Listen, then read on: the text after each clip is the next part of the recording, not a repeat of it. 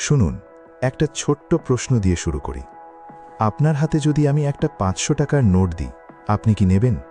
অবশ্যই নেবেন, কারণ এটা মূল্যবান। কিন্তু যদি আমি সেই নোটটা একটু কুঁচকে দিই, মাটিতে ফেলে একটু নোংরা করে দিই, তবুও কি আপনি সেটা নেবেন? আপনার উত্তর এখনও একই, হ্যাঁ নেব। কেন? কারণ নোটটা কুঁচকে গেলেও, নোংরা হলেও তার মূল্য কিন্তু একটুও কমে যায়নি। এখন আসি আসল কথায়। আমাদের জীবনটাও ঠিক এই ভোটের মতো। জীবনের পথে অনেক সময় মানুষ আপনাকে অপমান করবে, কেউ ছোট করে কথা বলবে, কেউ আপনার পেছনে কথা বলবে, কেউ আপনার সামনে দাঁড়িয়েও কটু কথা বলবে। আর তখনই আপনার মনে হতে পারে, আমি হয়তো ভেঙে গেছি, আমার মূল্য কমে গেছে। কিন্তু সত্যিটা একেবারেই আলাদা। আপনার মূল্য কখনোই অন্যের কথায় বা ব্যবহারে কমে না। যতই কেউ আপনাকে অপমান করুক, যতই কেউ আপনার নামে খারাপ কথা বলুক, আপনি কখনোই সস্তা হয়ে যান না। সমস্যা 1, তৎক্ষণাৎ রিয়াকশন দেওয়া। আমাদের জীবনের সবচেয়ে বড় সমস্যাগুলোর একটি হলো আমরা খুব দ্রুত রিয়্যাক্ট করি। কেউ কিছু বললেই আমরা রেগে যাই, ঝগড়া শুরু করে দিই, আর ঠিক তখনই আমরা হেরে যাই।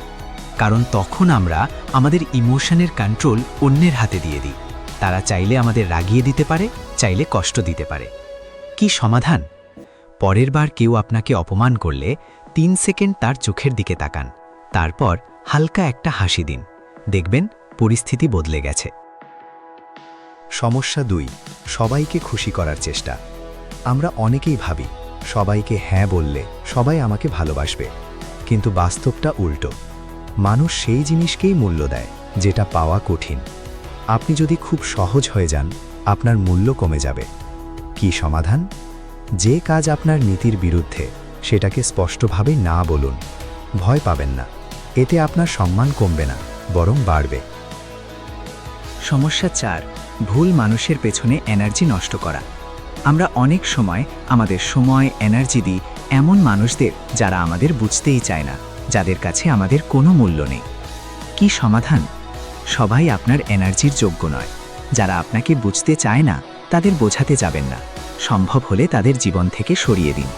না পারলে দূরত্ব বজায় রাখুন। সমস্যা 5, প্রতিশোধ নেওয়ার ইচ্ছা। আমাদের সবার মধ্যেই কখনো না কখনো প্রতিশোধের অনুভূতি আসে। কিন্তু আসল প্রতিশোধ কি জানেন?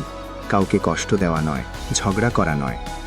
আসল প্রতিশোধ হলো নিজেকে এমন জায়গায় নিয়ে যাওয়া, যেখানে একদিন যারা আপনাকে অপমান করেছিল, তারাই আপনার সঙ্গে কথা বলার জন্য লাইনে দাঁড়ায়।